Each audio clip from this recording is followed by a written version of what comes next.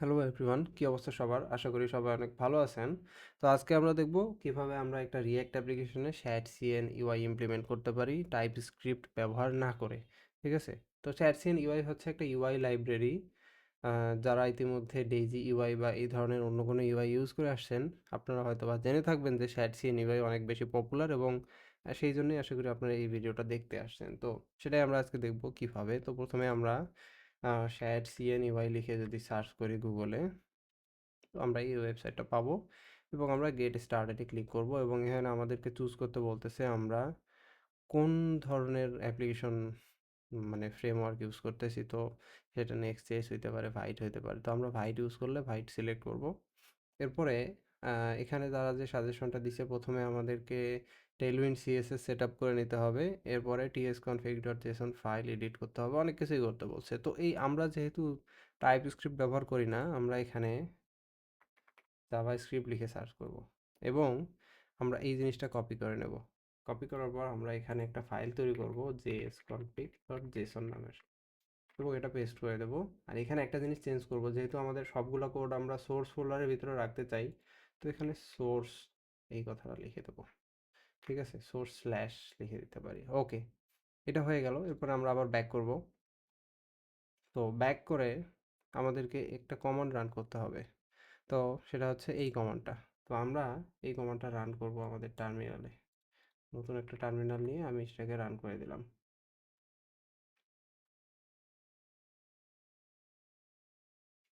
তো এখানে আমাদেরকে একটা কালার সিলেক্ট করতে বলতেছে, আমি জিঙ্ক সিলেক্ট করলাম। তো দেখেন এখন আমাদের সোর্স ফোল্ডারে কিন্তু লিব নামের একটা ফোল্ডার তৈরি হয়েছে এবং কম্পোনেন্টস ডট জেসন নামের একটা ফোল্ডার কিন্তু তৈরি হয়ে গেছে, তাই না? ওকে, ফাইন। এরপরে যেটা করতে হবে সেটা হচ্ছে আমাদের ভাইট কনফিগের মধ্যে কিছু পরিবর্তন আনতে হবে। আচ্ছা, সেই পরিবর্তনটা হচ্ছে আহ, আম, এই যে রিজলভ নামের যে এই ব্লকটা আছে, এটা কপি করে নেব এবং এটাকে এখানে পেস্ট করে দেবো। তো এখানে ডির নেম এবং প্যাথ এই দুইটা জিনিস তারা এক্সপেক্ট করতেছে। তো প্যাথটাকে আমরা ইম্পোর্ট করে দিতে পারি, কিন্তু ডি নেম ইম্পোর্ট করা যাবে না। তো এটা একটা ভেরিয়েবল যেটা আমাদেরকে তৈরি করে নিতে হবে। তো D name equal path dot resolve path dot D name.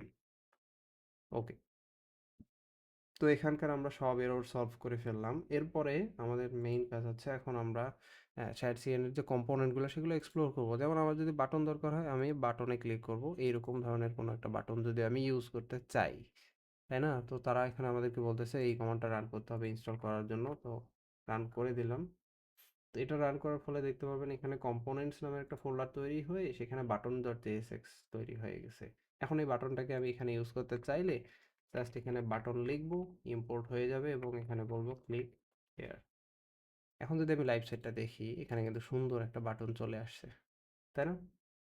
আবার বাটনের মধ্যে আমরা অনেক ধরনের ভ্যারিয়েন্ট ইউজ করতে পারি। যেমন ভ্যারিয়েন্টগুলো কী কী সেটা এখানে যেমন আমি হচ্ছে প্রাইমারি লিখতে পারি। এটা হচ্ছে প্রাইমারি বাটন, যেটা আচ্ছা, বাটনের ভ্যারিয়েন্টগুলো আপনারা চাইলে এখান থেকে দেখে নিতে পারেন। আমি যদি দেখি, যেমন এটা সেকেন্ডারি, এটা হচ্ছে আউটলাইন। ওকে, আমি যদি এখানে আউটলাইন লিখি তাহলে দেখেন এটার মধ্যে একটা হালকা আউটলাইন আছে।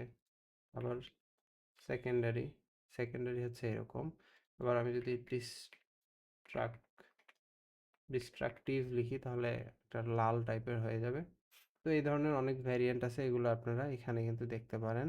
ঘোস্ট আছে একটা ভ্যারিয়েন্ট, ডিস্ট্রাকটিভ আছে, লিঙ্ক আছে, লিঙ্কে ক্লিক করলে যে এরকম একটা আন্ডারলাইন হয়ে যায়। আবার আইকন আছে, যদি কখনো বাটনের ভিতরে আইকন থাকে তাহলে ভ্যারিয়েন্ট আউটলাইন দিয়ে সাইজটাকে আইকন করে দিতে পারেন। আবার উইথ আইকন, এখানে সবগুলোর কিন্তু এক্সাম্পল দেওয়া আছে, আপনারা জাস্ট দেখতে পারেন। ওকে, সিম্পল।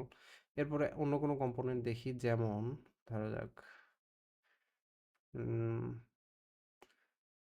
আর কি দেখতে পারি আমরা।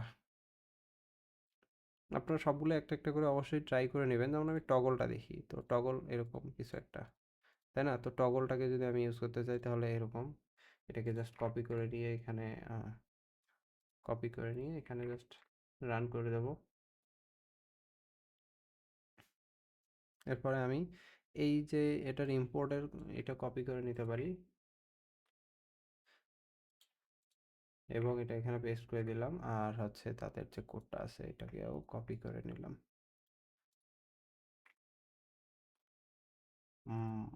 এখানে। তো এখানে বুকমার্ক আইকন নামের একটা কম্পোনেন্ট তারা ইউজ করছে, কিন্তু সেটা আমাদের কাছে নাই। সেটার জন্য আমাদেরকে লুসিড রিঅ্যাক্ট ইউজ করতে বলতেছে। তো আমাদের সম্ভবত লুসিড রিঅ্যাক্ট ইনস্টল করা নাই। আমি যদি প্যাকেজ পারচেসরে যাই, আচ্ছা ইনস্টল অটোমেটিক্যালি হয়ে গেছে। তো এই জিনিসটা এখন কাজ করারই কথা, যে এই যে দেখেন আমি এখন ক্লিক করলে এটা গ্রিন হয়ে ব্লু হয়ে যাচ্ছে, আবার ক্লিক করলে চলে যাচ্ছে। তো টগল জিনিসটা এইভাবেই কাজ করে। আরও যদি কোনো কম্পোনেন্ট দেখতে চাই, যেমন কার্ড, তো আমি জাস্ট কি করব, কার্ডটাকে অ্যাড করে নেব। এরপরে আমি হচ্ছে তাদের এই কোডটাই কিন্তু কপি করে নিতে পারি, অথবা প্রথমে ইউসেজে এখান থেকে প্রথমে যেই জিনিসগুলো আমাদের ইম্পোর্ট করা জরুরি সেগুলোকে ইম্পোর্ট করে নেব। এরপরে আমি কার্ডের যে বেসিক স্ট্রাকচার আছে সেটাকে কপি করে নিয়ে এখানে বসাই দিলাম।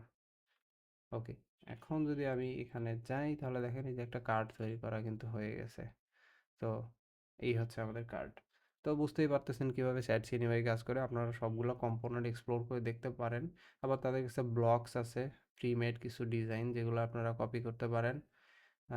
চার্ট আছে, চার্ট দেখতে পারেন। এইরকম একটা চার্ট তৈরি করতে হলে কীরকম কোড লিখতে হবে সেটা তারা ভিউ কোডে ক্লিক করলে কিন্তু দেখাই দিচ্ছে, তাই না? ওকে।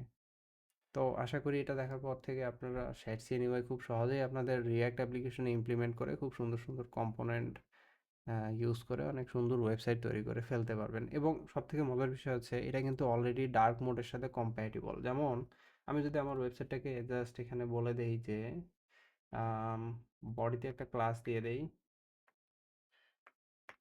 ডার্ক, ডার্ক নামে একটা ক্লাস দিয়ে দেই, তাহলে দেখেন পুরো ওয়েবসাইট ডার্ক হয়ে গেল এবং কম্পোনেন্টগুলোও ডার্ক মোডের সাথে কম্প্যাটিবল, মানে অটোমেটিক্যালি সেগুলোর কালারগুলো পরিবর্তন হয়ে গেছে। অর্থাৎ ডার্ক মোড লাইট মোড নিয়ে কোনো চিন্তাই করতে হবে না যদি আপনি স্যাটসিরিভাই ইউজ করেন। তো এই ভিডিওটা দেখার জন্য সবাইকে ধন্যবাদ। আপনারা সবাই নিজেদের অ্যাপ্লিকেশনে এটা একবার ইমপ্লিমেন্ট করে দেখবেন।